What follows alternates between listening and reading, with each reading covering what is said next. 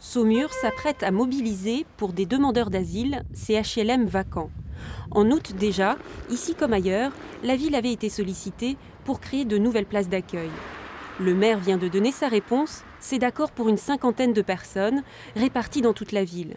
Mais un courrier reçu hier du ministre de l'Intérieur l'invite à proposer davantage. Est-ce que l'on peut faire une proposition supplémentaire? La réponse est oui. Combien exactement? Écoutez, ça dépendra de la répartition que nous allons choisir au sein du Grand Saumurois, au sein de la communauté d'agglomération. L'idée, c'est de leur proposer un appartement, un logement, et non pas, évidemment, de répondre à une demande de centre d'hébergement. La ville de Saumur n'a pas les moyens ni les espaces nécessaires pour ça, et puis ce n'est pas ce que je souhaite personnellement.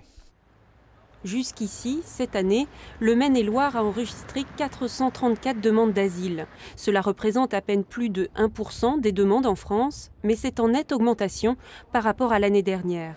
L'élan de solidarité de certains maires en Pays de la Loire est jugé essentiel par les associations qui accompagnent les réfugiés, mais de manière générale, le compte n'y est pas. Pour répondre à l'enjeu de ce qu'on appelle cette crise migratoire, il est évident qu'il va falloir beaucoup plus de place si on veut répondre aux obligations qui nous incombent et qui découlent de la Convention de Genève et des directives européennes, d'héberger tous les demandeurs d'asile.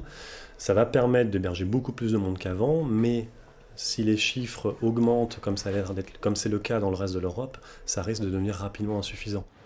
Samedi, les communes volontaires pour accueillir de nouveaux demandeurs d'asile annonceront leurs propositions.